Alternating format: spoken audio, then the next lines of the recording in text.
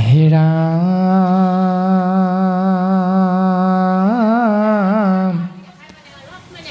জয় জয় কৃষ্ণ কৃপাময় মহেশ্বৰ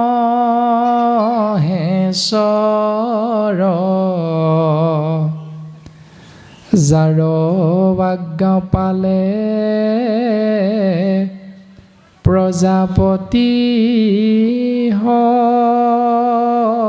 হৰিহৰ কোটি কোটি ব্ৰহ্মাণ্ড স্ৰজন্তে যাৰ মায়া জয় সনাতন নিত্য নিৰঞ্জন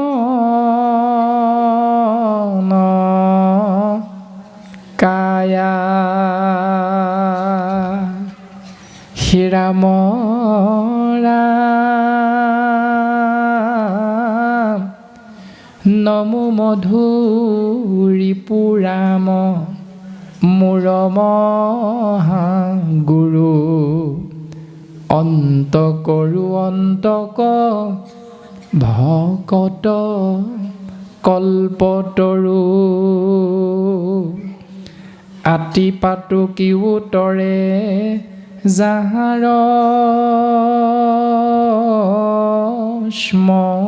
স্মৰণে কৰো কোটি নমস্কাৰ কৃষ্ণৰ চৰণে কোটি কোটি ব্ৰহ্মাণ্ডৰ গৰাকী মহাহৰি প্ৰভু ভগৱন্তৰ দুখানী অভয় চৰণত কৃপালু শ্ৰীমন্ত শংকৰদেৱ গুৰুজন বস্তুৱে এবাৰ নহয় দুবাৰ নহয় কোটি কোটি বাৰ সেৱা নিবেদন কৰিছে। হে প্ৰভু মধু নামৰ দৈত্যক নিধন কৰাৰ বাবে তোমাৰ নাম হ'ল মধুসূদন, মোৰ নামৰ দৈত্যক নিধন কৰাৰ বাবে তোমাৰ নাম হ'ল মুৰাৰী। মধুসূদন মুৰাৰী আদি নামধাৰী অনন্ত কোটি ব্ৰহ্মাণ্ডৰ মহাহৰি হে প্ৰভু তুমিয়ে হলা অন্ত কৰো অন্তক অন্য হাতেদি ভকতৰ বাবে কল্পতৰু। তোমাৰ নাম আশ্ৰয় কৰা মাত্ৰকে প্ৰভু কোটি কোটি ব্ৰহ্মাণ্ডৰ সমস্ত জীৱ উদ্ধাৰ হৈ যাব পাৰে। হে প্ৰভু তোমাৰ চৰণ কমলত আমি সেৱা নিবেদন কৰা হৈছে আৰু আগবঢ়া হৈছে। ৰামে কৃষ্ণৰ আদেশে আমি হ্ৰস্ব দীৰ্ঘ ছন্দে বিৰচিব নৱসিদ্ধ কথা পদ বন্ধে। তোমাৰ আজ্ঞা শিৰোগত কৰি আমি নিমি নৱসিদ্ধ সংবাদ জীৱৰ মংগলৰ অৰ্থে আগবঢ়াই দিব বিচৰা হৈছে। প্ৰভু ক'ৰবাত বুজাবলৈ যাওঁতে দীঘল হ'ব লাগিছিল কিন্তু পদ চুটি হৈ গৈছে, ক'ৰবাত চুটি হ'ব লাগিছিল কিন্তু সহজ অৰ্থত বুজাবলৈ যাওঁতে পদ দীঘল হৈ গৈছে। প্ৰভু হস্ৰ দীৰ্ঘ ছন্দে যি অপৰাধ ইয়াত আমাৰ ৰৈ যাব প্ৰভু তুমি আমাক এক কণিকা কৃপা কৰিবা। এই ৰামে বৈকুণ্ঠৰ শাস্ত্ৰ ইটো মহাভাগৱত পাইলা পৰীক্ষিতে শুক মুনিৰ মুখত সাত দিন শুনি সুখে তৰিল নৃপতি ঘোৰ কলি যোগে আতপৰে নাহি গতি। বৈকুণ্ঠৰ শাস্ত্ৰ নাম হ'ল মহাভাগৱত, অৰ্থাৎ মহাভাগৱত স্বৰ্গৰ বস্তু নহয়, মহাভাগৱত মৰ্ত্যৰ বস্তু নহয়, মহাভাগৱত নৰকৰ বস্তু নহয়। যদি মহাভাগৱতক আশ্ৰয় কৰা তেতিয়াহ'লে সিদ্ধান্ত দিছে গুৰুজনাই যে সংসাৰী জীৱ হৈও সসাগৰা পৃথিৱীৰ গৰাকী পৰীক্ষিত নামৰ ৰজাজনে এজন ব্ৰাহ্মণৰ লগত, শ্ৰমিক মুনি ব্ৰাহ্মণৰ লগত নকৰিব লগা এটা অপৰাধ কৰ্ম কৰি যি মহাপাপ অৰ্জন কৰিছিল, সেই মহাপাপৰ পৰা পৰিত্ৰাণৰ বাবে কৃষ্ণ দ্বৈপায়ন বেদব্যাসৰ সুযোগ্য সন্তান শুকগুৰুৰ কৃপা লাভ কৰি বৈকুণ্ঠৰ শাস্ত্ৰ কল্পতৰু মহাভাগৱত কৃষ্ণ তত্ত্ব নিৰ্গুণ নাম শ্ৰৱণ মহাভক্তিৰ দ্বাৰা ঘোৰ কলি যোগে আতপৰে নাহি গতি, পৰম গতিৰ পাত্ৰ হ'ব পাৰিছিল কৃষ্ণস্তু ভগৱন্তৰ নাম শ্ৰৱণ কৰি। নিৰ্ঘাত সত্য, ভাগৱত আশ্ৰয় কৰিবা স্বৰ্গগামী হ'ব নালাগে, ভাগৱত আশ্ৰয় কৰিবা নৰকগামী নোহোৱা, ভাগৱত আশ্ৰয় কৰিবা পোনে পোনে বৈকুণ্ঠ দৰ্শন। কোনটো লাগে আমাক? যে স্বৰ্গলৈ যাব বিচাৰোঁ ভোগৰ সাম্ৰাজ্য, নৰকলৈ যাব বিচাৰোঁ দুখৰ ৰাজ্য, বৈকুণ্ঠলৈ যাব বিচাৰোঁ আত্যান্তিক সুখ। কোনটো বিচাৰোঁ এতিয়া? পৰম মুকুতিৰ পাত্ৰ। চিন্তা আমাৰ প্ৰত্যেকৰে নিজৰ নিজৰ। আৰু কৃপালু গুৰুজন বস্তুৱে এনেকৈ পদবন্ধে আগবঢ়াই প্ৰকাশ কৰিছে যে সেই ৰাজন পৰীক্ষিত তুমি শুনাচোন, এদিনাখন দেৱঋষি নাৰদে ভগৱন্ত দৰ্শনৰ হেতু দ্বাৰকাত গৈ উপস্থিত হৈছে। এৰা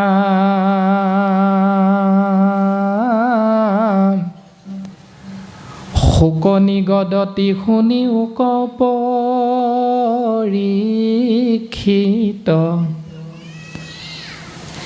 বসুদেৱ নাৰদ সম্বাদ বিপৰীত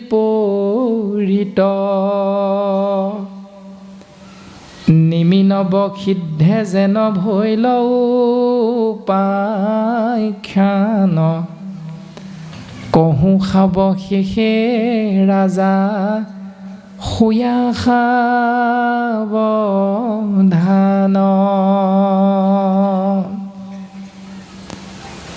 দ্বাৰকাত গৈ ভগৱন্ত পুৰুষৰ সন্মুখত উপস্থিত হৈছে আৰু উপস্থিত হোৱাৰ লগে লগে ভগৱন্ত পুৰুষ আৰু দেৱঋষি নাৰদৰ মাজত কথোপকথন হৈছে। ভাল বেয়া, বহুত দিন দেখা নাই আদি আদি ধৰণে আমাৰ যেনেকৈ দুই বন্ধু বহুদিনৰ মূৰত লগ লাগিলে যি আলাপ আলোচনা হয়, তদনুৰূপ ভগৱন্ত আৰু দেৱঋষি নাৰদৰ মাজতো আলোচনা হৈছে। আৰু আলোচনাৰ অন্তত এটা মূল বিষয় আহিছে। বিষয়টো হ'ল যে সেই দেৱঋষি, তুমি আজি আমাৰ কাষত আহি পৰম কৃপা কৰিলা আমাক, কিয়নো বহুদিন ধৰি আমি আমাৰ পিতৃ বসুদেৱ আৰু দৈৱকী মাতৃৰ খবৰ লাভ কৰা নাই। তুমি মথুৰালৈ গৈ তেৰা সমস্তৰ খবৰ আমাৰ বাবে আনিব লাগে। যেতিয়া আজ্ঞা পালে, বসুদেৱ মানে হ'ল ভগৱন্ত কৃষ্ণৰ পিতৃৰ নাম, বাসুদেৱ মানে হ'ল ভগৱন্ত কৃষ্ণ তত্ত্বৰ নাম।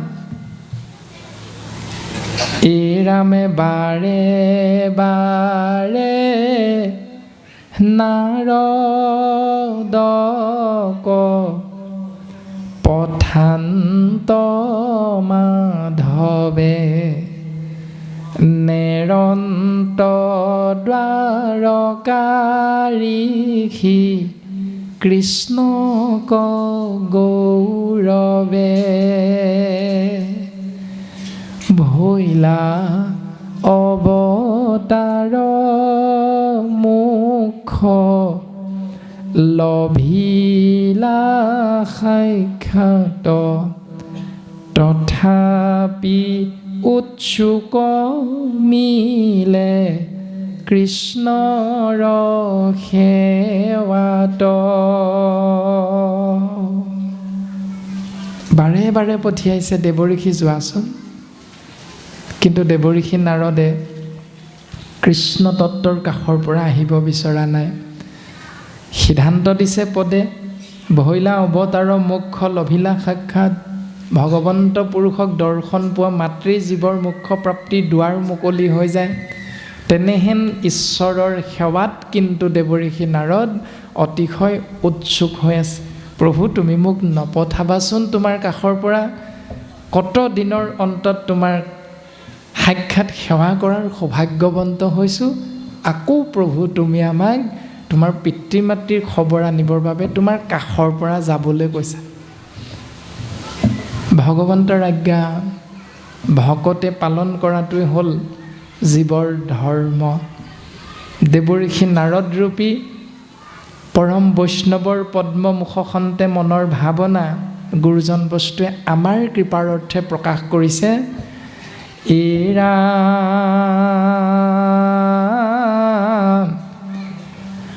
মুকুতি সুখটো কৰি ভকতি শিৱৰ নভজে কৃষ্ণক লোক কিনো কৰ্মজৰ। চোৱাচোন, জীৱবিলাক কৰ্মত বান্ধ খাই খাই সুখ বিচাৰিছে, কিন্তু সেই সুখৰ উৎস যে কেৱল কৃষ্ণস্তু ভগৱান স্বয়ং, এইটোৰ পৰা কিন্তু নিজক আঁতৰাই ৰাখিছে। মুকুতি সুখটো কৰি ভকতি সেৱৰ, মুক্তিতকৈও শ্ৰেষ্ঠ হ'ল ভক্তি, কৃষ্ণ নাম শ্ৰৱণ কীৰ্তন। আৰু সেই শ্ৰৱণ কীৰ্তন কৃষ্ণ নাম মহাভক্তিক আশ্ৰয় কৰাৰ সৌভাগ্যৱন্ত হোৱাৰ পাছতো আমি ভকতৰ সংগ আশ্ৰয় কৰিবলৈ বেয়া পাওঁ।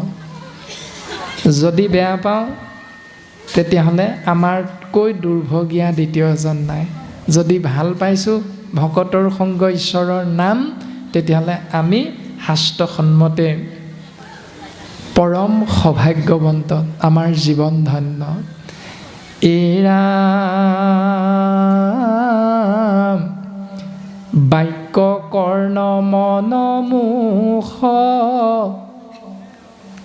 আচৈ যাৰ মানে।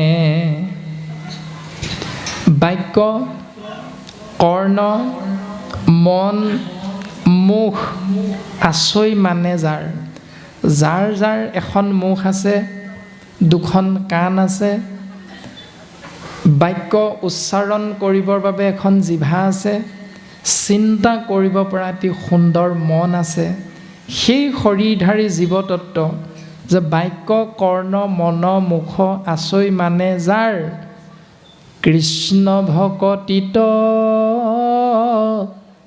সমস্তৰে অধিকাৰ।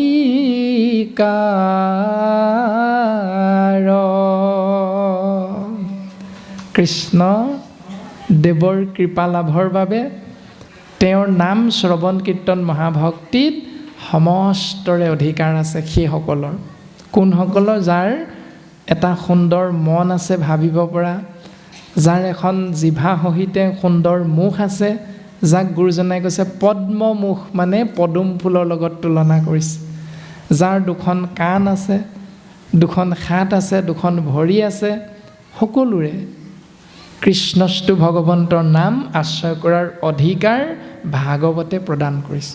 তাৰ পাছতো যদি আমি ভাবোঁ বোলে আমি ব্ৰাহ্মণ, আমাৰ ধৰ্ম হ'ল বেদ অধ্যয়ন কৰা, তোমালোক শূদ্ৰ, তোমালোকৰ ধৰ্ম বেদ অধ্যয়ন কৰা নহয়, তেতিয়াহ'লে সেইটোৱে হ'ব ভাগৱতৰ চূড়ান্ত বিপৰীত নিয়মটো।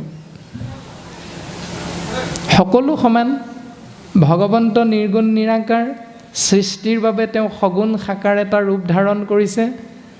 নাম হ'ল শ্ৰীনাৰায়ণ, আৰু সেই শ্ৰীনাৰায়ণ তত্ত্বৰ পৰাই পদ্মমুখখন্তে ব্ৰাহ্মণৰ জন্ম, বাহুখন্তে ক্ষত্ৰিয়ৰ জন্ম, উৰুহন্তে আৰু চৰণৰ হন্তে বৈশ্য আৰু শূদ্ৰসকলৰ জন্ম।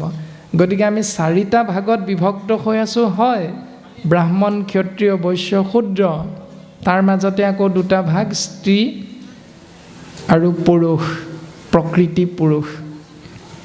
এনেধৰণে আছোঁ যদিও শাস্ত্ৰই কৈছে তোমালোক সকলোৰে পিতৃ মাত্ৰ এজন, নাম হ'ল কৃষ্ণ। সেইজনৰ নাম আশ্ৰয় কৰাটোৱে হ'ল আমি শৰীৰধাৰী মনুষ্য, জন্মগতভাৱে ব্ৰাহ্মণ নে ক্ষত্ৰিয় নে বৈশ্য নে শূদ্ৰ এইবিলাক নিৰ্ভৰ নকৰে। মাত্ৰ আমাৰ স্বধৰ্ম হ'ল পিতৃ কৃষ্ণদেৱৰ নাম আশ্ৰয় কৰা।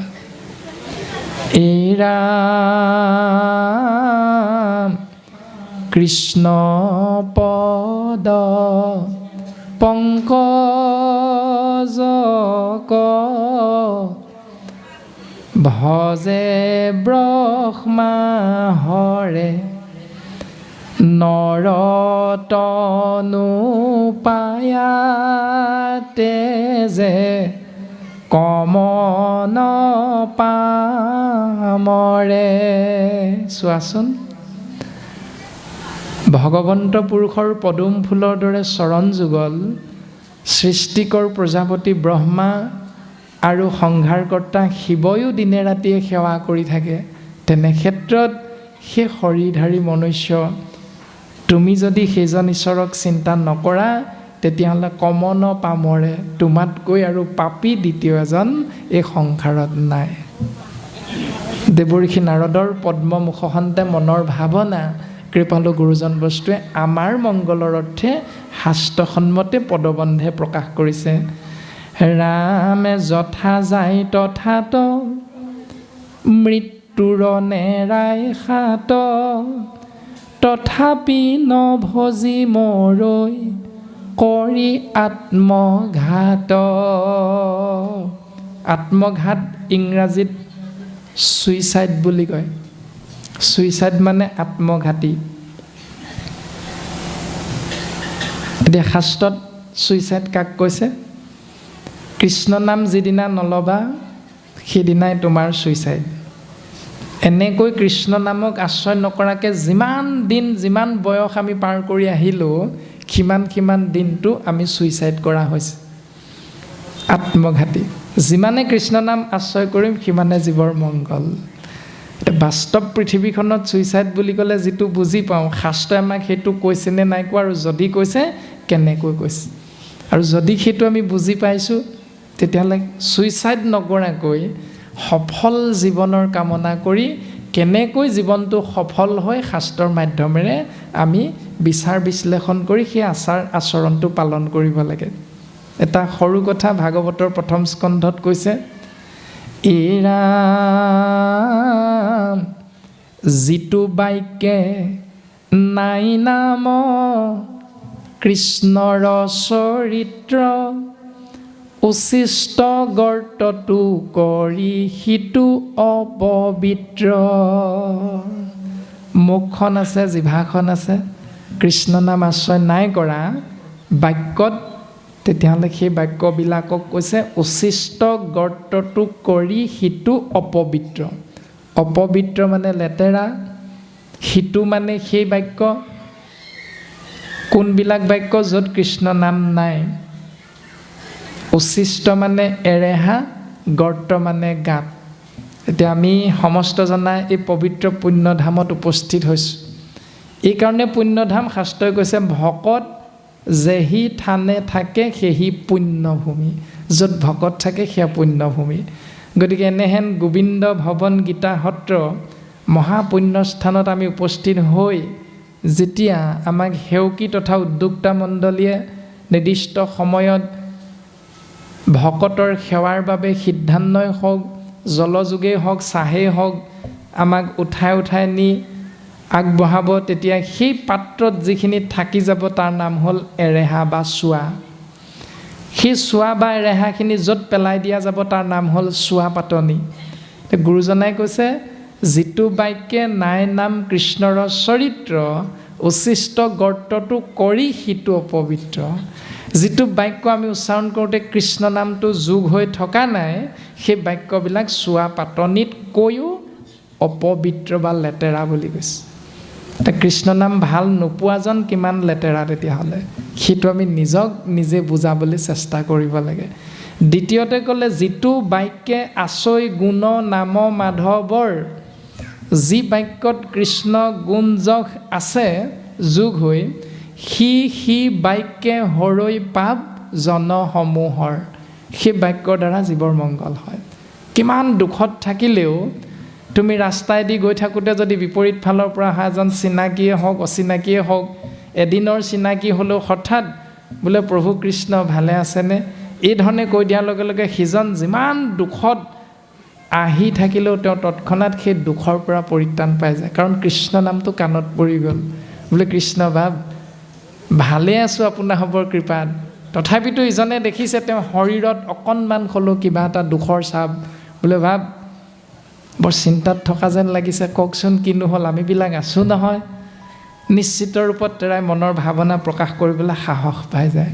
আৰু সাহসটো পোৱাৰ লগে লগে তেওঁ প্ৰকাশ কৰিলে, এই বাপ এইটো কথানো আপুনি ইমানকৈ চিন্তা কৰিব লাগেনে, ব'লক আপোনাক মই এজন ডাক্তৰৰ ওচৰলৈ লৈ যাম। এনেধৰণে যদি বেমাৰ হৈছে, বেমাৰৰ কথাটো কোৱাৰ লগে লগে যিজনৰ চিনাকি আছে তেওঁ তৎক্ষণাত বোলে মই এইটো ফোন নাম্বাৰ দিছোঁ, আপুনি ফোন কৰিব, মোৰ কথা কৈ দিব। আদি ধৰণে আমি ইজনে সিজনৰ মংগল সাধনৰ পথ কেৱল যে কৃষ্ণস্তু ভগৱন্তৰ নামৰ দ্বাৰাহে সত্য শুদ্ধ ৰূপত প্ৰকাশিত হয়, এই দৰ্শন শাস্ত্ৰই প্ৰকাশ কৰিছে। হে ৰাম দিনে কনাৰদ বসুদেৱ গৃহে গৈলা, দেখি বসুদেৱে পাদুদক শিৰে লৈলা, কৰিলা প্ৰণাম পৰি আসনে বৈখাই, বুলিলা সাদৰে বাক্য নাৰদক চাই। ভগৱন্ত কৃষ্ণৰ আজ্ঞা শিৰোগত কৰি বহুদিনৰ মূৰত দেৱঋষি নাৰদ গৈ মথুৰা নগৰত বসুদেৱৰ কাষত উপস্থিত হ'ল। আৰু বসুদেৱ যিহেতু গৃহস্থী ধৰ্ম পালন কৰা এজন মহাসন্ত, সেইকাৰণে তেওঁ গৃহস্থী ধৰ্ম পালনত এক পৰম সত্যক আশ্ৰয় কৰিছে। অতিথি দেৱো ভৱ, অতিথিক ঈশ্বৰ জ্ঞান কৰিব লাগে। সেই নিয়মটো সন্ত বসুদেৱে পালন কৰিছে। ভাগৱতে প্ৰকাশ কৰিছে, কৰিলা প্ৰণাম পৰি আসনে বৈখাই, বুলিলা সাদৰে বাক্য নাৰদক চাই। আসনত বহুৱাইছে, কৃতাঞ্জলি সেৱা নিবেদন কৰিছে আৰু নাৰদৰ ফালে চাই মনৰ ভাৱনা প্ৰকাশ কৰিছে। ৰাম ৰাম পিতৃ আগমনত পুত্ৰৰ সৱে সিদ্ধি, ভকতক পাইলে দুখী যেন পাৱে নিধি। নিধি মানে ঐশ্বৰ্য। এই ঐশ্বৰ্যৰ নামটো কি? মোক কিনা কিনা প্ৰভু মোক কিনা কিনা, নাম ধন নলাগয় আন ধন বিনা। নে আন ধন নলাগয় নাম ধন বিনা। যে আন ধন মোক নেলাগে প্ৰভু, কি লাগে এটাই ধন, সেইটো হ'ল নাম ধন। ভকতক পালে সেইটো হয়, কিন্তু ভকতক নাপালে কি হয়, নাম ধন নেলাগে, আন ধনহে লাগে।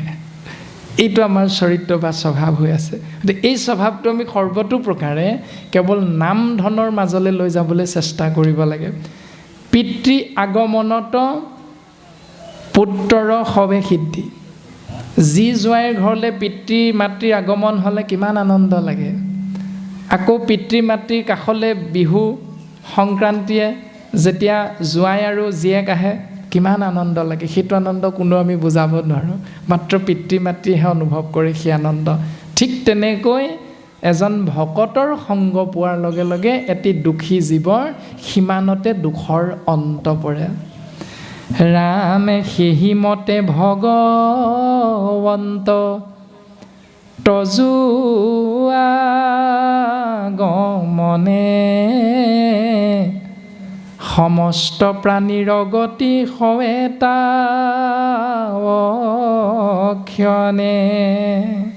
তেনেকৈ প্ৰভু ভগৱন্তৰ আগমন হ'লে সমস্ত জীৱৰ মংগল সাধন হয়। কাৰণ ভগৱন্ত পুৰুষে কৈছে, মই কিয় ধৰাধামলৈ আহোঁ?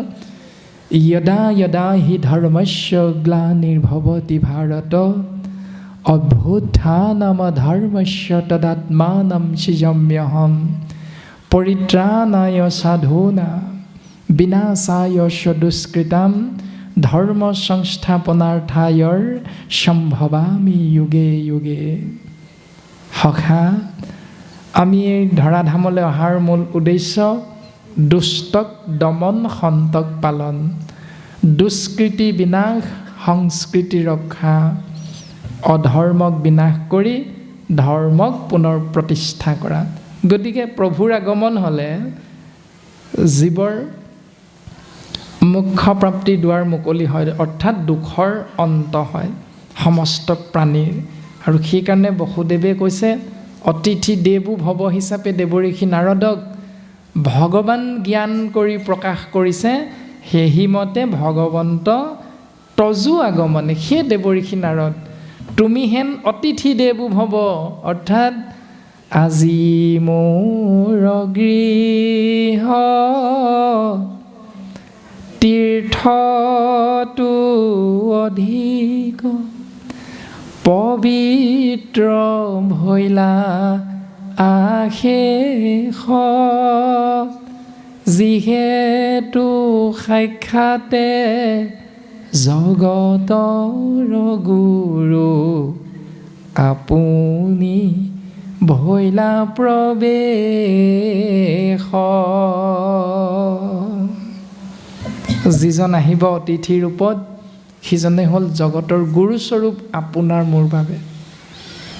সেইজন কোন সমাজৰ, সেইজন ধনী নে দুখীয়া, তেওঁ লং পেণ্ট চাৰ্ট পিন্ধি আহিছে নে ধুতি পাঞ্জাবী পিন্ধি আহিছে, তেওঁ পুৰুষ নে মহিলা, তেওঁ শিশু নে বৃদ্ধ, তেওঁ শিক্ষিত নে অশিক্ষিত, এইবিলাক বাছ বিচাৰ কৰাৰ দৰ্শন আপোনাৰ মোৰ নহয়।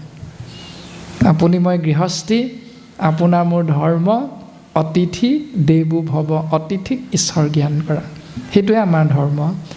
গতিকে তেওঁ কোন সমাজৰ, কেনেকুৱা, কি কথা, কি চাকৰি কৰে, কি পদবীত আছে, শিক্ষাগত অৰ্হতা কিমান, জন্মগত কুল কি, আমাৰ বাছ বিচাৰ কৰাৰ দৰকাৰ নাই। যি ধৰণে দোকানৰ পৰা আমাৰ প্ৰয়োজনীয় এটা চাৰ্ট কিনিবলৈ দোকানীজনৰ লগত দৰ দাম মাৰোঁতে যেতিয়া দৰ দাম মিলিল, পচন্দ চাৰ্টটো আমি লৈ আহোঁ, কিন্তু দোকানীজনে যিটো বাকচত মানে পেক কৰি দিব, সেই বাকচটোৰ দৰ দাম কোনেও সুধি নাথাকোঁ দোকানী। সোধোনে কোনোবাই? জোতা এযোৰ প্ৰয়োজন, জোতাযোৰ ভৰাই দিয়া ডাঠ কাগজৰ সেই বাকচটো বোলে কিমান ল'বা, বাকচটোৰ দাৰ দাম নকৰিলোঁ নহয়। দোকানীজনক কোনোবাই কওঁ নেকি? নিশ্চয় নকওঁ। ঠিক তেনেকৈ এজন অতিথিৰ আগমন হৈছে, গতিকে অতিথিজন কোন সম্প্ৰদায়ৰ, কোন সমাজৰ, শিক্ষাগত অৰ্হতা কি আদিবিলাক সোধাৰ অধিকাৰ আপোনাৰ মোৰ নাই, প্ৰয়োজনো নাই। শাস্ত্ৰই কৈছে অতিথি দেৱো ভৱ। হে ৰাম দেৱতাটো কৰি শ্ৰেষ্ঠ, সুন্ত সাধুজন, সাধু সন্তে সৰ্বসুখ হুৱে অনুক্ষণ, আছই সুখ দুখ দুই দেৱক পূজনে, কেৱলে মুখক মাত্ৰ সাধে সাধু জনে।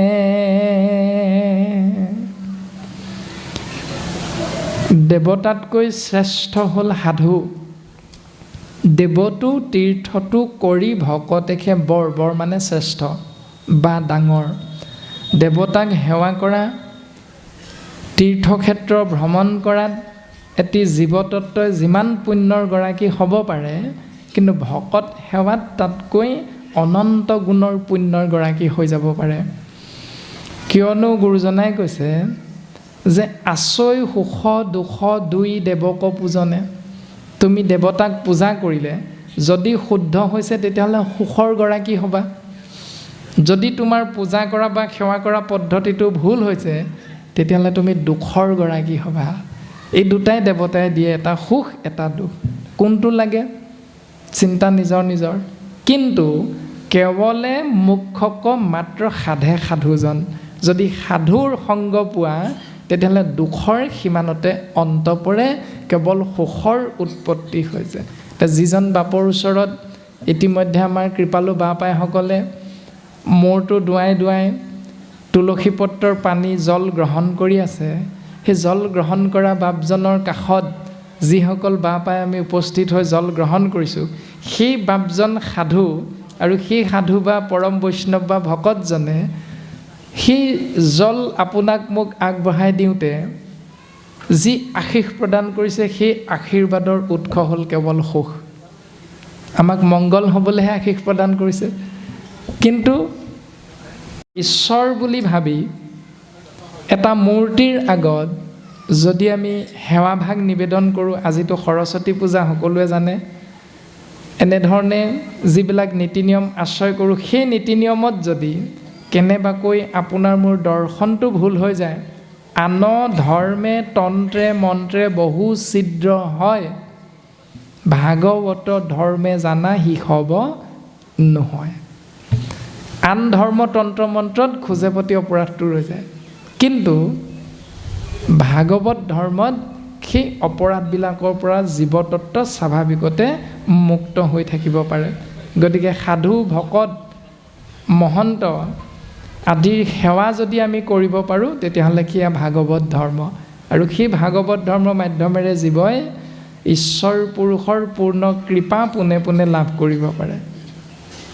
কাৰণ শাস্ত্ৰই সিদ্ধান্ত দিছে আমাক, ভকত সকলে যেবে কৰৈ আশীৰ্বাদ, তেবে সে মিলয় সিটো কৃষ্ণৰ প্ৰসাদ। ভকতে যেতিয়াই কৃপা কৰিব তেতিয়াই পোনে পোনে ঈশ্বৰৰ কৃপা লাভ হয়। প্ৰসাদ মানে হ'ল কৃপা। অন্য হাতেদি প্ৰসাদ শব্দৰ অৰ্থ হ'ল প্ৰ মানে প্ৰভু, দন্তীয় স মানে সাক্ষাৎ, দন্তীয় দ মানে হ'ল দৰ্শন। যিটো প্ৰক্ৰিয়াত প্ৰভুৰ সাক্ষাৎ দৰ্শন হয় তাৰ নাম হ'ল প্ৰসাদ। অৰ্থাৎ ইমান দিনে আমি ইজনে সিজনক উপাধি দ্বাৰাহে চিনাকি হৈছিলোঁ, কিন্তু আজি আমি ভকতৰ মাজত প্ৰত্যেকে নিজেও কৃষ্ণময় হ'বলৈ চেষ্টা কৰিছোঁ, আৰু ইজনে সিজনকো বোলে শইকীয়া এইফালে আহাচোন বুলি নাই কোৱা। কি বুলি কৈছে? বোলে কৃষ্ণ বাপজন এইফালে আহক। এই ভাৱনাটো নিজেও কৃষ্ণময় হৈ যাব পৰাৰ কাৰণে আজিৰ এই 2 ঘণ্টাৰ কাৰণে অন্তত ইজনে সিজনক উপাধিটোৰ বিপৰীতে আমি কৃষ্ণময় দৰ্শনটো হৈ গৈছে। তো এই ভাৱনাটোকে, এই দৰ্শনটোকে আমি সদা সৰ্বদা নিৰন্তৰে যদি ৰাখিব পাৰোঁ তেতিয়াহ'লে নিশ্চিত ৰূপত শাস্ত্ৰসন্মতে পৰম কৃপা ঈশ্বৰ পুৰুষৰ। সেয়াই এনেধৰণে দেৱৰ্ষি নাৰদ আৰু মহাসন্ত বসুদেৱৰ মাজত কথোপকথন হৈ আছে, আৰু সেই কথোপকথনত সুন্দৰভাৱে প্ৰকাশমান হৈছে যে সেই দেৱৰ্ষি নাৰদ ৰাম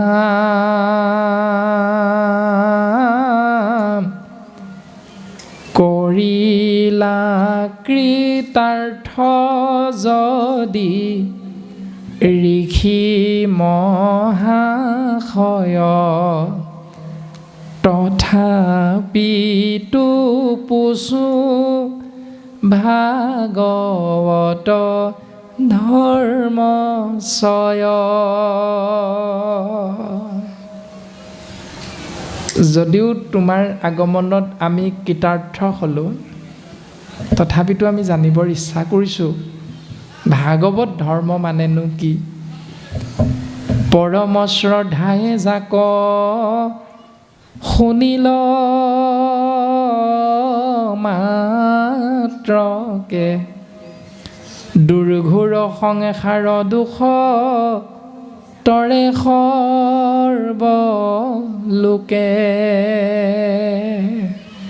ভাগৱত ধৰ্মৰ বিষয়ে আমি জানিব বিচাৰিছোঁ কি, যে যাক শ্ৰদ্ধা সহকাৰে দুখন কাণৰ দ্বাৰা শ্ৰৱণ কৰিলে, শ্ৰদ্ধা সহকাৰে পদ্ম মুখখন্তে কীৰ্তন মহাভক্তি কৰিলে, দুৰ্ঘোৰ সংসাৰ দুখ তৰে সৰ্বলোকে, সকলো স্তৰৰ লোকে দুৰ্ঘোৰ এই মায়াময় সংসাৰৰ পৰা মায়া ছেদ কৰি পৰম গতিৰ পাত্ৰ হৈ যাব পাৰে। সি ভাগৱত ধৰ্ম আমাক কোৱা। এতিয়া আমি আজি ইয়ালৈ কিয় আহিছোঁ?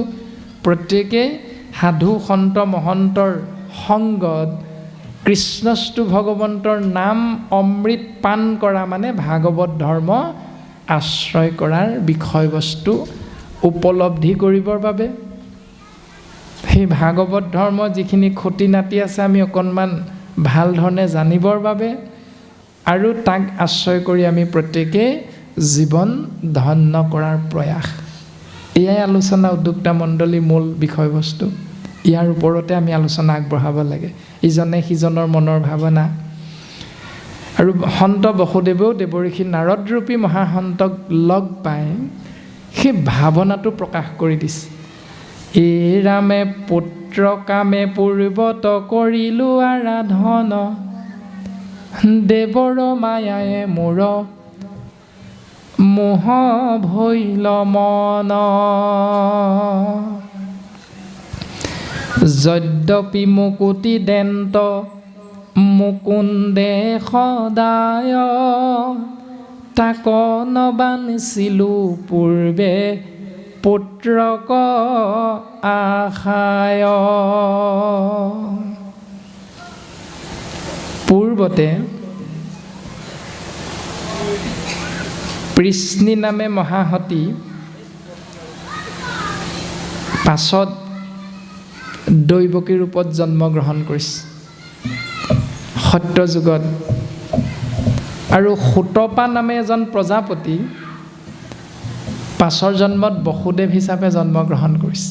তাকেই বসুদেৱে কৈছে যে পুত্ৰ কামে পূৰ্বত কৰিলোঁ আৰাধন, দেৱৰ মায়াই মোৰ মোহ ভৈল মন।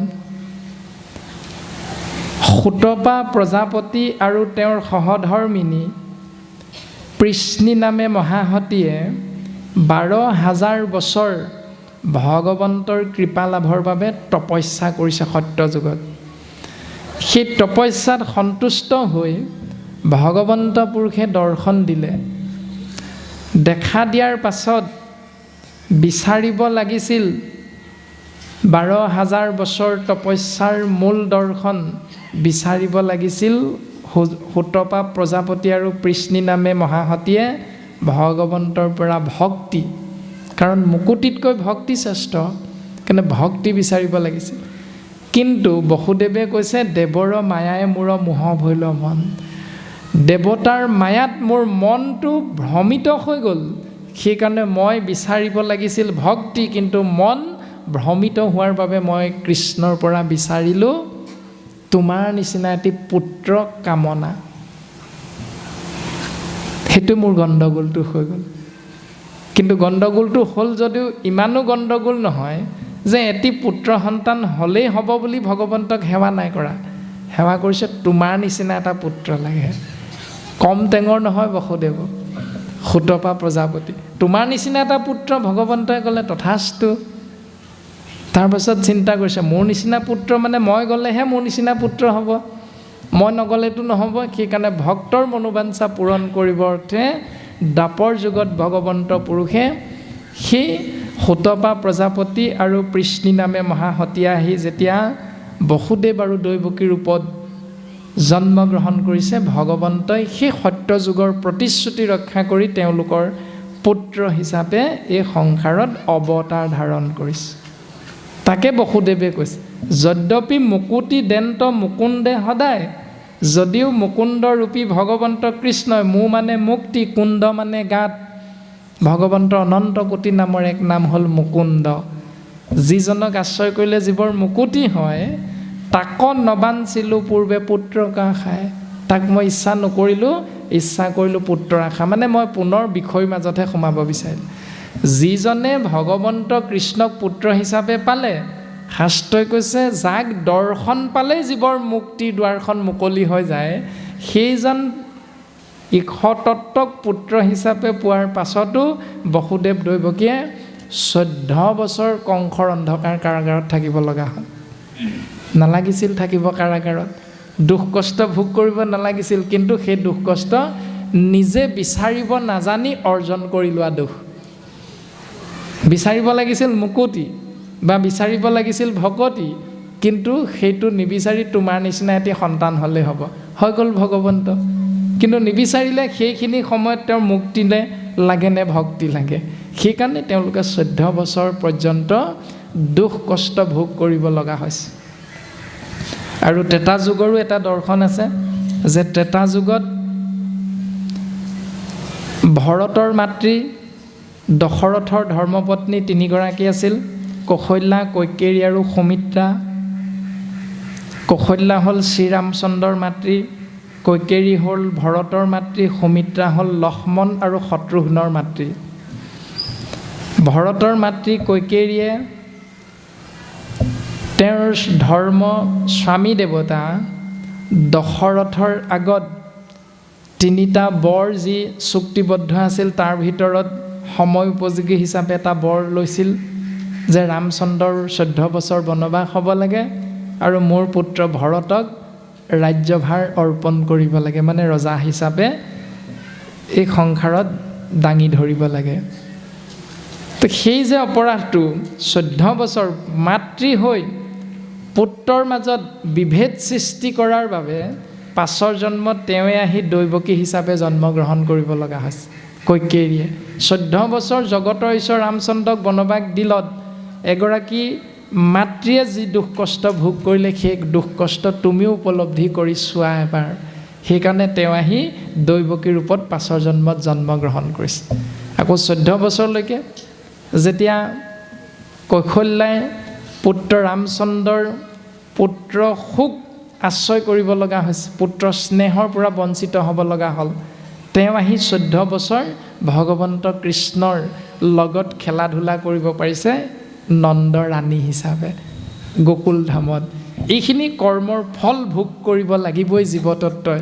আমি যি কৰ্ম কৰিম যদি শাস্ত্ৰসন্মত হয়, তেতিয়াহ'লে তাৰ পৰা পুণ্য অৰ্জন হ'ব আৰু সেই পুণ্যৰ দ্বাৰা জীৱৰ মংগল সাধন হয়। যদি আমি কৰা বেয়া কৰ্ম, তেতিয়াহ'লে তাৰ পৰা পাপ অৰ্জন হ'ব আৰু পাপৰ ফল ভোগ কৰিবলৈ এই সংসাৰখনলৈ 84 লক্ষ বাৰ আমি আয়াজাত কৰি থাকিব লাগিব। গতিকে মহাসন্ত বসুদেৱে সুধিছে যে হে দেৱঋষি নাৰদ, তোমাক লগ পালোঁ, আমাৰ পৰম সৌভাগ্য, তুমি আমাক কোৱা মহাভাগৱত ধৰ্মৰ বিষয়ে। যদিও আমি ঈশ্বৰ পুৰুষৰে পিতৃ, তথাপিতো আমি জানিব বিচাৰিছোঁ ভাগৱত ধৰ্ম মানেনো কি।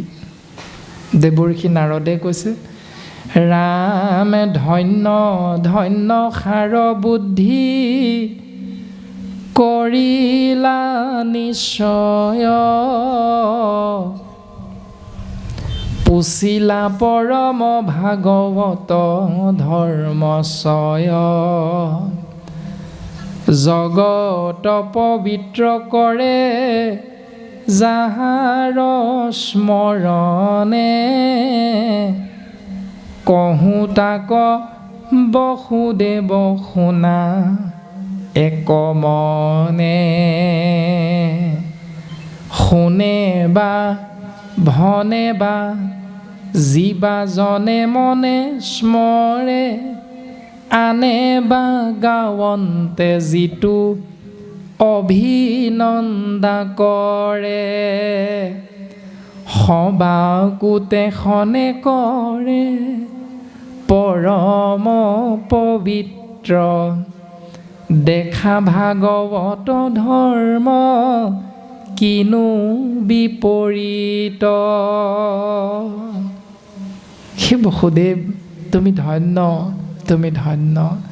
তুমি যি কথা মোক সুধিছা সঁচাকৈ জীৱৰ মংগল সাধন হ'ব। মই তোমাক কওঁ শুনা, ইয়াৰ নামেই হ'ল পৰম ভাগৱত ধৰ্ম, যে যাক আশ্ৰয় কৰিলে জগত পবিত্ৰ হয়। সেই জগত পবিত্ৰকাৰী ভাগৱত ধৰ্ম তুমি সাৱধানে এক মনে শুনা ৰাজন। শুনে বা যিজনে এক মনে শুনিব, ভনে বা যিজনে কৈ থাকিব, জীৱাজনে মনে স্মৰে যিজনে মনেৰে ভাবি থাকিব, আনে বা গাৱন্তে কোনোবা এজনে গাই থকা সেই কথাখিনি। ধৰি লওক আজি প্ৰাণজিত নামৰ এই শৰীৰটোৱে আপোনাৰ হ'ব আজ্ঞাত কৃষ্ণস্তু ভগৱন্তৰ নাম কীৰ্তন কৰি থকা হৈছে, আৰু এই কীৰ্তনক আপোনাৰ হবে শ্ৰৱণ মহাভক্তি আশ্ৰয় কৰিছে আৰু মনেৰে ভাবি আছে। এইখিনি কথা ভাবি ভাবি যেতিয়া অনুষ্ঠান শেষ হোৱাৰ পাছত ঘৰলৈ যাবগৈ, ঘৰলৈ গৈ এসপ্তাহমানৰ পাছত যেতিয়া কোনোবা এজনে সোধে, হেৰা বোলে সেইদিনা গোবিন্দ ভৱন গীতা সত্ৰৰ অনুষ্ঠানলৈ তুমি গৈছিলানে? বোলে মই গৈছিলোঁ। বোলে মই নোৱাৰিলোঁ নহয় যাব। এই বুলি যেতিয়া ক'ব, কোৱাৰ লগে লগে বোলে বৰ তুমি পৰম সুবিধা অকণ হেৰুৱালা, পৰম আনন্দৰ পৰা তুমি বঞ্চিত হ'লা। বোলে কোৱাচোন কি হৈছিল সেইদিনা, কোন ভাগি পাঠ ওলাইছিল, কিনো কথাবিলাক কৈ থৈ গৈছিল। এই বুলি কোৱাৰ লগে লগে আপুনি আমি ইয়াত শুনা প্ৰত্যেকটো কথা যদি তেওঁৰ আগত আনন্দিত মনেৰে ক'ব পাৰোঁ, আনে বা গাৱন্তে অভিনন্দা কৰে। আমি মূঢ়মতী আজ্ঞা পালনৰ বাবে আজি কৈ থকা কথাখিনিক শুনি থকা বাপকেইজনে যদি এসপ্তাহৰ পাছত অন্য এজনৰ আগত কৈ দিয়াগৈ যায়, তেতিয়াহ'লে সেই এসপ্তাহৰ পাছত যিজনে শুনিব এইখিনি কথা বেলেগ এজনৰ পৰা, সেই শুনাজনেও আজি আমি কৈ থকা আৰু শুনি থকাজনৰ যিমান পুণ্যৰ গৰাকী হৈছোঁ, এসপ্তাহৰ পাছত যিজনে আপোনালোকৰ পৰা শুনিব তেওঁ সমান পুণ্যৰ গৰাকী হৈ যায়। এইটোৱে হ'ল ভাগৱত ধৰ্ম। ইমান সুন্দৰ এটা ধৰ্ম কৃপালু গুৰুজন বস্তুৱে আমাক দি থৈ গৈছে। আনে বা গাৱন্তে অভিনন্দা কৰে, এইটোৱে হ'ল দেখা ভাগৱত ধৰ্ম কিনো বিপৰীত। বৰগীতৰ মাজতো গুৰুজনাই লিখিছে, পঢ়িতে এক শুনিতে শত নিতৰে, এজনেহে কৈ আছে শুনি আছে শত সহস্ৰজনে। শাস্ত্ৰইটো কোৱা নাই, প্ৰাণজিত নামৰ শৰীৰটোৱে কৈ আছে কাৰণে এওঁ 100 পুণ্যৰ গৰাকী হৈছে, আপোনালোকে শ্ৰৱণ কৰিছে কাৰণে 50 পুণ্যৰহে গৰাকী হৈছে, নাই কোৱা। যিজনে কৈ আছে তেওঁ যিমান পুণ্যৰ গৰাকী হৈছে, যিসকলে শুনি আছে তেওঁলোকো সমান পুণ্যৰ গৰাকী হৈ যায়। এইটো হ'ল ভাগৱত মহাধৰ্ম। কিন্তু বাকীবিলাকত যদি যজ্ঞ কৰা, ৰজাই যদি যজ্ঞ কৰিছে পুত্ৰ কামনাৰ অৰ্থে, তেতিয়াহ'লে ৰজাৰ পত্নী গৰ্ভতহে পুত্ৰ হ'ব। যিসকল ঋষিয়ে ঘিউ ঢালি ঢালি যজ্ঞ কৰিব তেওঁলোকে পুত্ৰ নাপায় আকৌ। সৰস্বতী পূজা বুলি বা এনেধৰণে যাগ যজ্ঞ পূজা পাতল দান দক্ষিণা যিসকলে আশ্ৰয় কৰে, সেইখিনি হ'ল আন ধৰ্ম। আন ধৰ্মে তন্ত্ৰে মন্ত্ৰে বহু ছিদ্ৰ হয়। এইবিলাক ধৰ্মত যিজনে কৰিব তেওঁ পুণ্যৰ গৰাকী হ'ব, কিন্তু যিজনে দানটো গ্ৰহণ কৰিব তেওঁ পুণ্যৰ গৰাকী নহয়। তেওঁ দানটো পাব, যিজনে দানটো দিব তেওঁ পুণ্যৰ গৰাকী হ'ব, যিজনে ল'ব তেওঁ পুণ্যৰ গৰাকী নহয়। কিন্তু ভাগৱত ধৰ্মত যিজনে ক'ব, যিজনে শুনিব, শুনি লৈ যাৰ আগত কোৱা হ'ব, শুনে ভনে মানে অভিনন্দা কৰে, সমস্তজন সমান পুণ্যৰ গৰাকী হয়। এতিয়া কোনটো আশ্ৰয় কৰিম, চিন্তা আপোনাৰ মোৰ প্ৰত্যেকৰে নিজে। শব্দযন্ত্ৰৰ বাপজনাই লং পেণ্ট পিন্ধি বহি আছে, মাইক্ৰফোনটো পকাই আছে, চাবিকেইটা আমি কৈ আছোঁ। তো ভাগৱতে কোৱা নাই শব্দযন্ত্ৰৰ মানুহে এওঁক পুণ্য দিয়া নহ'ব, এনেকুৱা নহয়। এওঁ সমান পুণ্যৰ গৰাকী পাব। এওঁ লং পেণ্ট পিন্ধি আহে, ধুতি পাঞ্জাবী পিন্ধি আহে, সেইটো তেওঁৰ নিজৰ বিষয়বস্তু। মাত্ৰ শুনে বা ভনে বা জীৱাজনে মনে স্মৰে, আনে বা গাৱন্তে যিটো অভিনন্দা কৰে। সবাকো তেখনে কৰে পৰম পবিত্ৰ, দেখা ভাগৱত ধৰ্ম কিনো বিপৰীত। এয়া হ'ল ভাগৱত ধৰ্মৰ বিপৰীত বাকীবিলাক ধৰ্মৰ ক্ষেত্ৰত। আৰু এনেধৰণে দেৱঋষি নাৰদে মহাসন্ত বসুদেৱৰ মনৰ ভাৱনা ভাগৱত ধৰ্মৰ বিষয়বস্তু আগবঢ়াবলৈ গৈছে, আৰু আগবঢ়াবলৈ গৈ প্ৰকাশ কৰিছে, হে ৰাজন, তুমি যি ভাগৱত ধৰ্মৰ কথা আমাৰ পৰা জানিব বিচাৰিছা আমি নিজে তোমাক ক'ব নোৱাৰিম, কিন্তু কাৰণ ইয়াৰ এটা ইতিহাস আছে। নিমি নামৰ এজন ৰজা ঋষভ প্ৰভুৰ 9জন পৰম বৈষ্ণৱৰূপী সন্তানৰ লগত যি কথোপকথন, আজি তুমি আমাক সোধা ভাগৱত ধৰ্মৰ প্ৰশ্নটো আজিৰ পৰা বহু যুগৰ আগত নিমি ৰজায়ো সুধিছিল নহয় 9জন পৰম বৈষ্ণৱৰ আগত। গতিকে তেওঁলোকে সেই ভাগৱত ধৰ্মৰ উত্তৰটো কেনেকৈ ৰজা নিমিক প্ৰদান কৰিছিল আমিও তোমাৰ আগত আজি সেইখিনি কথাকে ক'ম, নিজৰ মতে ক'ব নোৱাৰিম, তুমি শুনা। এনেধৰণে কৈ প্ৰকাশ কৰিছে যে স্বয়ম্ভুৱ সুত প্ৰিয় ব্ৰত মহাশয় আছিল অগ্নিধ্ৰ নামে তাহানে তনয়, অগ্নিধ্ৰৰ পুত্ৰ নাভি নামে ভৈলা খ্যাত, বাসুদেৱ অংশে আশী তান্ত ভৈলা জাত, নামত ঋষভ প্ৰভু ভৈলা অৱতাৰ, কৰিলা লোকত মুখ্য ধৰ্মক প্ৰচাৰ, তান্ত সন্তে ভৈলা পাছে এক পুত্ৰ এক শত, শ্ৰেষ্ঠ ভৈলা ভৰত পৰম ভাগৱত। এই সংসাৰত ব্ৰহ্মাৰ দ্বাৰা সৃষ্টি স্বয়ম্ভুৱ মনুৰ পুত্ৰ আছিল প্ৰিয়ব্ৰত, প্ৰিয়ব্ৰতৰ পুত্ৰ আছিল অগ্নিধ্ৰ, অগ্নিধ্ৰৰ পুত্ৰ আছিল নাভি, আৰু নাভিৰ ঔৰসতে ভগৱন্ত পুৰুষে ঋষভ ৰূপে জন্মগ্ৰহণ কৰিছে। আৰু ঋষভ ৰূপে জন্মগ্ৰহণ কৰি স্বৰ্গৰ দেৱৰাজ ইন্দ্ৰৰ কন্যা জয়ন্তীক বিয়া কৰাই 100জন পুত্ৰৰ জন্ম দি গৃহস্থী ধৰ্মৰ দৰ্শন আমাৰ বাবে এৰি থৈ গৈছে, কলিৰ মলমতী মনুষ্যৰ বাবে। আৰু সেই 100জন পুত্ৰৰ ভিতৰত প্ৰথমজনৰ নাম হ'ল শ্ৰেষ্ঠ ভৈলা ভৰত পৰম ভাগৱত, যাৰ নামে খ্যাত ইটো ভাৰত বৰিষ, দেখিলা বিষয় অসুখ বিস্তাৰ সদৃশ। আমাৰ ভাৰতবৰ্ষৰ পৌৰাণিক নাম হ'ল অজনাভ, আৰু এটা পৌৰাণিক নাম হ'ল জম্বুদ্বীপ, মানে জামুক গছেৰে ভৰি আছিল কাৰণে আমাৰ এই দেশখনৰ নামটো আছিল জম্বুদ্বীপ, আৰু এক নাম আছিল অজনাভ। আৰু যেতিয়া ঋষভ প্ৰভুৰ ঔৰসত 100জন পুত্ৰৰ জন্ম হ'ল, প্ৰথমজনৰ নাম ৰখা হ'ল ভৰত, আৰু তেওঁৰ কৰ্মক স্মৰণ কৰি তেওঁৰ আদৰ্শক জগতত জীয়াই ৰাখিবৰ বাবে আমাৰ দেশখনৰ নামটো ৰখা হ'ল ভাৰতবৰ্ষ। যেনেকৈ আমাৰ গাঁওখনত কোনোবা এজন ব্যক্তিৰ মৃত্যু হ'লে তেওঁৰ নামেৰে আমাৰ গাঁৱলৈ সোমাই অহা ৰাস্তাটোৰ নামাকৰণ কৰা হয়, আমুক গগৈ পথ, আমুক শইকীয়া পথ, আমুক বৰ্মন পথ, এনেকৈ যে নাম দিয়া হয়, ঠিক তেনেকৈ শাস্ত্ৰই ঋষভ ঈশ্বৰৰ প্ৰথমজন পুত্ৰ ইমানেই শ্ৰেষ্ঠ আছিল কৰ্মত, ভাৱনাত, চিন্তাত, আচাৰ আচৰণত, যাৰ বাবে তেওঁৰ নামেৰে আমাৰ দেশখনৰ নামেই সলনি কৰি দিয়া হ'ল অজনাভ বা জম্বুদ্বীপৰ বিপৰীতে ভাৰতবৰ্ষ বুলি। এতিয়া আমি সেইখন দেশৰে একোজন সন্তান, যিজনে দেখিলা বিষয় সুখ বিস্তাৰ সদৃশ, তেওঁ বিষয় সুখটো বিষ্ঠা সদৃশ দেখিছে। আৰু এনেধৰণে 81জন একাধিক 80জন ভৈলা দ্বিজ প্ৰায়, থাকিলা লোকত কৰ্মকাণ্ড প্ৰৱৰ্তায়। 81জনে কৰ্মকাণ্ড মাৰ্গটো আশ্ৰয় কৰি জগতত নিজৰ উপাৰ্জনৰ পথটো মুকলি কৰি ল'লে। তাৰ পাছত 9জনে পিতৃক দাবী কৰিলে যে আমি জীয়াই থাকিবলৈ আমাক মাটিৰ ভাগ লাগে, সেইকাৰণে 9জন পুত্ৰক 9খন ৰাজ্য সৰু সৰুকৈ ভাগ কৰি তাত একোজন ৰজা পাতি দিলে। 1 যোগ 9 যোগ 81 সমান 91জন হ'ল। 100ৰ পৰা 91 বিয়োগ কৰিলে 9জন থাকিল, আৰু সেই 9জন হ'ল পৰম বৈষ্ণৱ, ভৈলা মহাসিদ্ধ তত্ত্ব জ্ঞানী নবজন, ঈশ্বৰ কৃষ্ণক মাত্ৰ কৰে নিৰূপণ।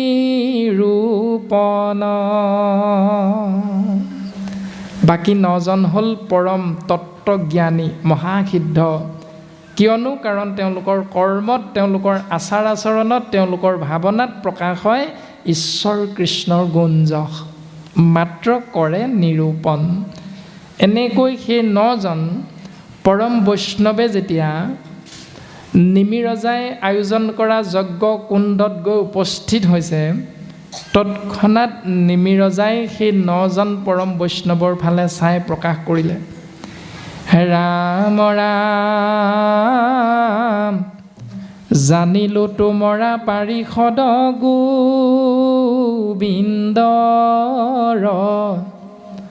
পবিত্ৰ কৰিয়া ফুৰা লোক নিৰন্তৰ, ভৈলুহু কৃতাৰ্থ পদৰেনো পায়া আমি, জানিলো আজি হেমুত তুষ্ট কৃষ্ণ স্বামী। ৰজা নিমিয়ে কৈছে, তোমালোক গোবিন্দ মহাপ্ৰভুৰ একান্ত সেৱক পৰম ভকত, তোমালোক য'তেই যোৱা জৈত থাকে মোৰ ভক্ত উদাৰ চৰিত্ৰ, কীট পতংগকো কৰয় তেখনে পবিত্ৰ। য'ত ভগৱন্তৰ একান্ত ভকতৰ উপস্থিতি হয় সেই স্থানত কীট পতংগ পৰ্যন্ত জীৱৰ মংগল সাধন হয়। গতিকে তোমালোকো তেনেকুৱা একোজন পৰম বৈষ্ণৱ, ভৈলুহু কৃতাৰ্থ পদৰেণু পায়া আমি গৃহত থাকিয়ে তোমাৰা হবৰ চৰণৰ দৰ্শন, চৰণৰ ধূলা আমি লাভ কৰিলোঁ। আৰু সেইকাৰণে ৰজা নিমিয়ে ধন্যবাদটো কাক দিছে, জানিলোঁ আজিহে মুত তুষ্ট কৃষ্ণ স্বামী। মই বুজি পালোঁ আজি তোমালোকৰ দৰ্শন, তোমালোকৰ চৰণৰ ধূলা, মানে ভগৱন্ত আজি মোৰ প্ৰতি সন্তুষ্ট হৈছে। সেইকাৰণে আমি কোৱা হৈছিল আমাৰ বৃত্তি কৰ্মটো ক'ত আছে, যে ভগৱন্তৰ কৃপা লাভ কৰি সন্তানটোৱে চাকৰিটো পালে, ভগৱন্তৰ চৰণত সেৱা নিবেদন কৰাৰ বাবে আপোনাৰ মোৰ সন্তানে ডিষ্টিংশ্যন পালে, ষ্টাৰ মাৰ্ক পালে, কিন্তু ৰিজাল্টটো পোৱাৰ লগে লগে ধন্যবাদটো দি দিলোঁ 5টামান ব্ৰইলাৰক। সেইটো হ'ল বৃত্তি কৰ্ম। ৰজা নিমি সসাগৰা পৃথিৱীৰ গৰাকী, ইমান ধন সম্পত্তিৰ গৰাকী হৈ তেওঁ ধন্যবাদটো ঈশ্বৰক অৰ্পণ কৰিছে। তোমাৰ কৃপাতহে প্ৰভু আমি ভকতৰ সংগ পালোঁ, এতিয়া আমি ধন্যবাদটো দিওঁ 5টামান ব্ৰইলাৰক। সেইটো আমাৰ শাস্ত্ৰৰ লগত নিমিলা অংকটো। গুৰুক দিম, দেৱত দিম, ভকতত দিম, নামত দিম। কঠীয়া যেতিয়া পথাৰত পাৰিম 9 মুঠি খাবৰ দিনা কিন্তু গুৰুদেৱ নাম ভকত গুলিমাৰ, আমলৰীয়া হাঁহটো মুচৰি মাৰ। এই নিয়মবিলাক আমাৰ। গতিকে আমি কোনটো শুদ্ধ কোনটো অশুদ্ধ বুজি লৈ আত্যান্তিক সুখৰ ফালে নিজকে আগবঢ়াই দিম কেনেকৈ, প্ৰত্যেকটো দৰ্শন ভাগৱতে আমাক সিদ্ধান্ত দিছে। আৰু সেই 9জন সিদ্ধৰ চৰণত নিমি ৰজাই সেৱা নিবেদন কৰি মনৰ ভাৱনা প্ৰকাশ কৰিছে। ৰাম ৰাম যদি নৰতনু ইটো ক্ষণিক থিৰ, তথাপি দুৰ্লভ মানু মনুষ্য শৰীৰ। আমাৰ এই শৰীৰটো যদিও খন্তেকীয়া, তথাপিতো শুনিমুক সৰ্বজন কৃষ্ণৰ চৰিত্ৰ, আত পৰে আন পুণ্য নাহিকে কলিত, লভি আছা জন্ম যিটো ব্ৰহ্মাৰো বাঞ্ছিত। যে এই সংসাৰত মনুষ্য হিচাপে জন্মগ্ৰহণ কৰাটো ইমানেই সৌভাগ্যৱন্ত, যিটো শৰীৰত অৱস্থান কৰি মানুহ হ'বলৈ আমাক সৃষ্টি কৰা প্ৰজাপতি ব্ৰহ্মায়ো ইচ্ছা কৰিছিল। গতিকে মানুহৰ জন্মটো কিমান শ্ৰেষ্ঠ শাস্ত্ৰই প্ৰকাশ কৰিছে। যদি নৰতনু ইটো, নিমি ৰজাই কৈছে মানুহৰ জীৱনটো, শৰীৰ ধৰাটো জীৱৰ বাবে শ্ৰেষ্ঠ, যদিও কিন্তু শৰীৰধাৰী মনুষ্যৰ জীৱনটো খন্তেকীয়া, তথাপি দুৰ্লভ মানুহ মনুষ্য শৰীৰ। কাৰণ মানুহৰ শৰীৰত 25 নম্বৰ তত্ত্ব, 24টা তত্ত্বৰে গঠিত শৰীৰটোত 25 নম্বৰ আত্মাতত্ত্ব প্ৰৱেশ হয়। সেইকাৰণে আমি প্ৰত্যেকে নামটোৰ আগত কি লিখোঁ? শ্ৰী লিখোঁ। শ্ৰী মানে কি? তালব্য হ মানে শৰীৰ 24টা তত্ত্বৰে গঠিত। তাৰপাছত ৰ মানে হ'ল ৰমণ কৰা বা ক্ৰিয়া কৰা। তাৰপাছত হ'ল দীৰ্ঘই। এই তিনিটা বৰ্ণ তালব্য হ যোগ ৰ যোগ দীৰ্ঘই সমান চিৰি। দীৰ্ঘই মানে হ'ল কৃষ্ণস্তু ভগৱান স্বয়ং।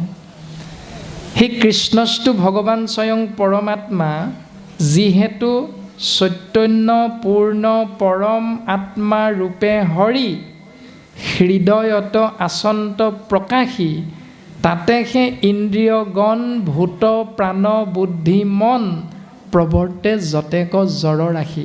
এইবিলাক চব জড়, 7খন জড়।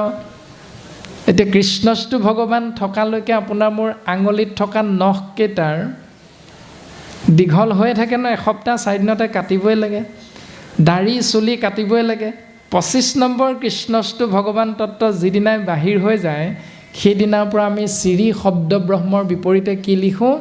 চন্দ্ৰবিন্দু, নহ'লে প্ৰয়াত, নহ'লে স্বৰ্গীয় আদি আদি শব্দ ব্যৱহাৰ কৰোঁ। কাৰণে কৈছে যে মনুষ্য শৰীৰটো দুৰ্লভ, ব্ৰহ্মাই ইচ্ছা কৰিছিল পাবলৈ।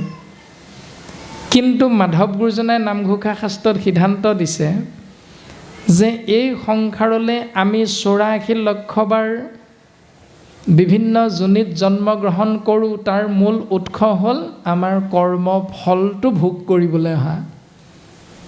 বিষয় সম্বন্ধ সুখ সমস্ত যোনিতে পায়, হৰি সেৱা একো স্থানে নাই। কুকুৰ হ'লেও তেওঁ কেনেকৈ বংশ বৃদ্ধি কৰিব লাগে কুকুৰটোৱে জানে। এজোপা গছ হ'লেও সেই গছজোপাৰ গুটি পৰি বা শিপাৰ পৰা বা ডালৰ পৰা কেনেকৈ এখন অৰণ্যলৈ ৰূপান্তৰিত কৰি দিব লাগে জেগাডোখৰ, এজোপা গছে জানে বংশ বৃদ্ধি কৰিব। এজনী চৰায়ে জানে কেনেকৈ তেওঁলোকৰ বংশ বিস্তাৰ কৰিব লাগে। মাছেও জানে, ইতৰ কীট পতংগও জানে। তো গুৰুজনাই কৈছে বিষয় সম্বন্ধ সুখ, এই বিষয়ৰ লগত সম্পৰ্ক থকা সম্বন্ধ থকা সুখবিলাক, কাম ক্ৰোধ লোভ মোহ, এইবিলাক তোমালোকে যি জন্মতেই ধাৰণ নকৰা, মানে যি শৰীৰতে প্ৰৱেশ নকৰা সেই আত্মাতত্ব তাতেই তোমালোকে পাবা। গাহৰি হ'লেও, কুকুৰ হ'লেও, গৰু হ'লেও, গছ হ'লেও, মাছ হ'লেও, সকলোতে এইবিলাক আছে। কিন্তু হৰি সেৱা একো স্থানে নাই। হৰি সেৱা কিন্তু সকলোতে নোপোৱা। এতিয়া হৰি সেৱাটো ক'ত পাবা? হৰিৰ সেৱাৰ যোগ্য কেৱল মনুষ্যতনু, জানি ফুৰা হৰি গুণ গাই ৰাম, জানি ফুৰা হৰি গুণ গাই। আমিহে কেৱল কথা ক'ব পাৰোঁ। সেইকাৰণে সেই কথাখিনি যাতে হয় কেৱল কৃষ্ণকেন্দ্ৰিক। গতিকে মনুষ্য জনমটো কিমান শ্ৰেষ্ঠ শাস্ত্ৰই আমাক বুজাই দিছে। সেই শ্ৰেষ্ঠ জীৱনটো পায়ো আমি যদি হৰি সেৱালৈ পিঠি দিওঁ, তেতিয়াহ'লে আমি আৰম্ভণিতে কোৱা হৈছিল 2য় স্কন্ধৰ পদৰ এজোকা, যে মনুষ্য শৰীৰ পায় হৰি নভজিলা, অৱশ্যে শুইবাহা ভাই তৰু তৃণশিলা। এতিয়া মনুষ্য শৰীৰটো পাই হৰিকটো আমি ভজনা কৰিছোঁ। বোলে ক'ত? নামঘৰলৈ গৈছোঁ নহয়, বোলে ক'ত মন্দিৰলৈ গৈছোঁ নহয়, বোলে ক'ত মছজিদলৈ গৈছোঁ, বোলে ক'ত গছৰ তলত গৈ চাকি বন্তি জ্বলাই আহিছোঁ। সৰস্বতী পূজাৰ দিনা আমি চাকি বন্তি জ্বলাই আহিছোঁ, গুৱাপান দি আহিছোঁ। ঈশ্বৰ সেৱা আমি কৰিছোঁ মানুহৰ শৰীৰটো পাই, হয়নে নহয়? এতিয়া ভগৱন্ত পুৰুষে উদ্ধৱৰ আগত প্ৰকাশ কৰিছে, সমস্ত ভূততে ব্যাপী আছোঁ মই হৰি, সবাকো মানিবা বিষ্ণু সেন জ্ঞান কৰি। যে সকলোকে তুমি বিষ্ণু জ্ঞান কৰিবা, কিন্তু সকলোকে বিষ্ণু জ্ঞান কৰিবলৈ যাওঁতে আমাৰ খেলি মেলিখিনি ক'ত কেনেকৈ থাকে। গোপীসকলে সিদ্ধান্ত দিছে, কৃষ্ণ তুমি আছা খেনো সবাৰো হৃদিত, তত্ত্ব নাপাই তোমাক বিচাৰো বাহিৰত। হে কৃষ্ণ, তুমি সকলোৰে হৃদয়ত আছা, অথচ এই তত্ত্বটো বুজি নোপোৱাৰ বাবে আমি তোমাক বিচাৰি নামঘৰলৈ গ'লোঁ, আমি তোমাক বিচাৰি মছজিদলৈ গ'লোঁ, তোমাক বিচাৰি মন্দিৰলৈ গ'লোঁ, তোমাক বিচাৰি গছৰ তললৈ গ'লোঁ। দুৰ্গা পূজাৰ দিনা মাটিৰ মূৰ্তিটোক সমস্ত ভূততে বিয়পি আছোঁ মই হৰি, মাটিৰ মূৰ্তিভাগিক ঈশ্বৰ জ্ঞান ঠিকেই কৰিলোঁ। সৰস্বতী পূজাৰ দিনা মাটিৰ মূৰ্তিভাগিক ঈশ্বৰ জ্ঞান ঠিকেই কৰিলোঁ, কিন্তু মানুহৰ শৰীৰত হৃদয়ৰ মাজতে যে কৃষ্ণস্তু ভগৱান আছে, এই কথাটো উপলব্ধি কৰিব নোৱাৰাৰ বাবে বন্ধুজনৰ লগতে কাজিয়াত লিপ্ত হ'লোঁ। মূৰ্তিভাগিক ঈশ্বৰ জ্ঞান কৰিলোঁ, বন্ধুজনক কিন্তু তাৰ বিপৰীত চিন্তাটোৰ মাজেৰেহে আমি ব্যৱহাৰটো আগবঢ়াই দিলোঁ। তো ভগৱান কৃষ্ণ প্ৰকৃততে আছে ক'ত? সকলোৰে হৃদয়ৰ মাজত। সেইকাৰণে আমি উপাধিক চিন্তা নকৰি ইজনে সিজনক ৰাম ভাৱনা, আত্মাৰাম দৰ্শনটোৰে প্ৰকাশ ঘটাবৰ বাবে আমি চেষ্টা কৰিব লাগে। কৃষ্ণ